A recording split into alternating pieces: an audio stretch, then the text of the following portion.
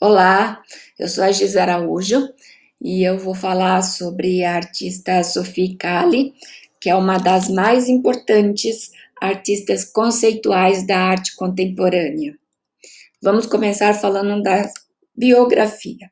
Sophie Calle é uma artista francesa de 1953, escritora, fotógrafa, artista de instalação e artista conceitual.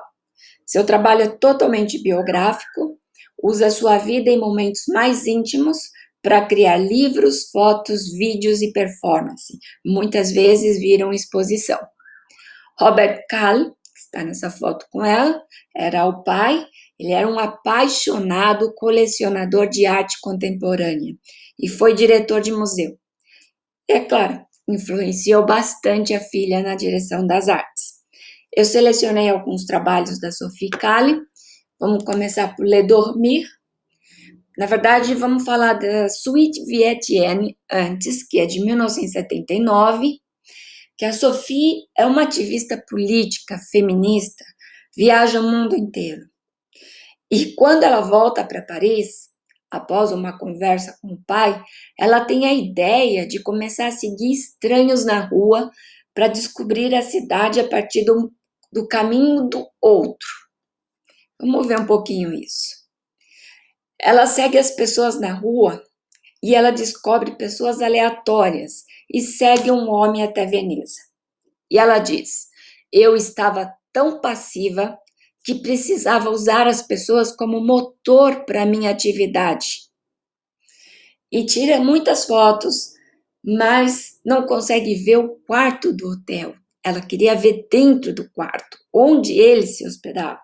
Então, o que ela fez? Ela vira camareira em Veneza e fotografa os quartos e tira as fotos e quer saber o que tem dentro das malas, que as pessoas lêem, o que tem, como é que é dentro do quarto.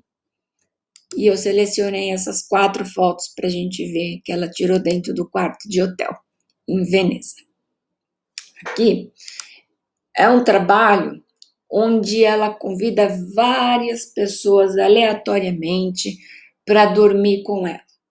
Isso porque ela vê uma amiga deitada, o movimento do lençol com o corpo, e ela tem essa ideia de convidar desconhecidos para dormir com ela. E pergunta, conversa, começa a notar coisas, como a pessoa se movimenta na cama, como que ela dorme, qual a posição, qual seria o cardápio do café da manhã, e aí ela vai fotografando.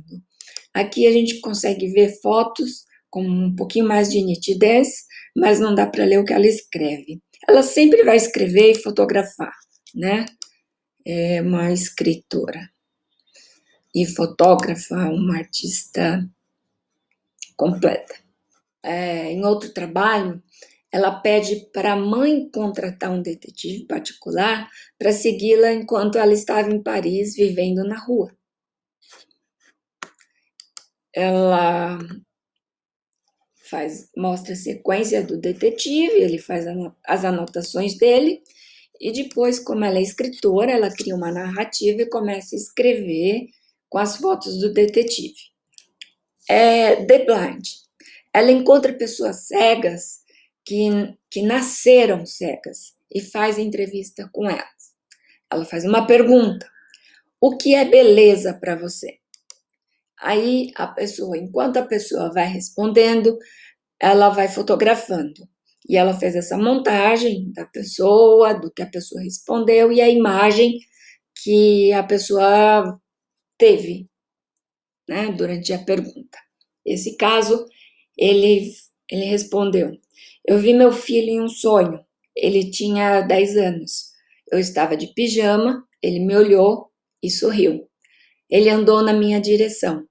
Eu pensei que ele era muito bonito. Então, essa simples questão, no prisma de alguém que não enxerga, toma um outro significado, pois o conceito do belo sempre esteve ligado a uma imagem ou representação. Aqui, ela questiona a imagem e memória. A imagem não é a representação de um momento, mas a percepção. Em um outro trabalho, ela aproveita a ausência de um quadro de Pierre Bonnard, que era este aqui, que tinha sido emprestado para uma galeria, e começa a perguntar para os funcionários, vigilantes e visitantes, como que era o quadro que estava ali naquele lugar. E também, quando ela via espaços vazios, ela colava os textos dela, porque ela sempre escrevia também. E num outro trabalho, ela constrói um quarto de dormir no quarto andar da Torre Eiffel e, deitada na cama, ela convida pessoas para irem até ela para contar história e mantê-la acordada até o amanhecer. E aqui a foto. Aqui é uma das mais importantes, ou mais conhecido trabalho dela, que chama Cuide de Você. Ela convida mais de 100 mulheres para interpretar uma carta de rompimento que recebeu do ex-namorado. Ou seja, ela recebe uma carta onde o cara termina com ela por e-mail e termina com a frase "cuide de você", que vira tema da obra. Sem saber o que responder para o namorado, ela fez uma obra de arte, criando diversas interpretações de outras identidades que construíram suas próprias narrativas através de suas profissões, porque eram pessoas variadas que ela escolheu, mas não aleatórias, ela escolheu. E ela diz: pedi às participantes que analisassem a carta profissionalmente. Queria jogar com a frieza do vocabulário técnico e não que as mulheres expressassem seus sentimentos por mim. Então, ela vai às últimas consequências com a possibilidade de interpretação da carta. É um processo de análise onde a gente vê linguística, vê antropologia. Na verdade, quem nunca recebeu assim um pé na bunda pelo WhatsApp ou pelo e-mail e não mostrou para uma amiga para pedir opinião? Ela recebe um e-mail e faz uma obra de arte, assim, eu acho incrível. E esse trabalho, ele teve montagem, teve muitas fotografias, muitos vídeos e muitas formas diferentes de lidar com a carta, né? Tem uma coisa que eu acho muito forte nesse trabalho, que é entrar numa sala e ouvir tantas vozes femininas. É um tipo de exposição que talvez seja impossível ver tudo. Tem um processo de edição que é diferente de um filme, né? É um processo de edição corporal. Quando você entra numa quantidade dessa de informação, você é convidado a ser leitor corporificado.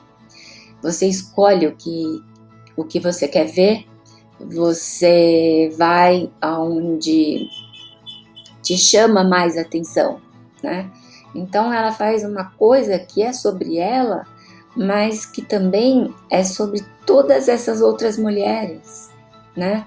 E o trabalho se dá como um processo aberto, né? É interessante pensar que no caso da Sophie, como no caso de muitos outros artistas contemporâneos,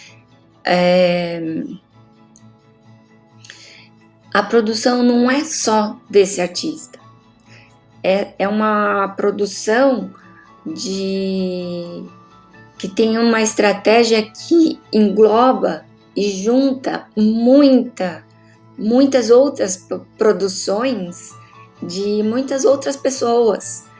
E a Sophie, ela trabalha mais como uma editora, né? Ela que edita o espaço, define o tamanho das coisas, o que vem antes, o que vem depois, e também selecionou, no caso das cartas, as pessoas. Tem um feminismo sutil e forte, porque é uma carta escrita por um homem, é um término. E ela pega essa carta e dá para mais de 100 mulheres para falar num lugar onde tem muita potência. Eu agradeço. Obrigada.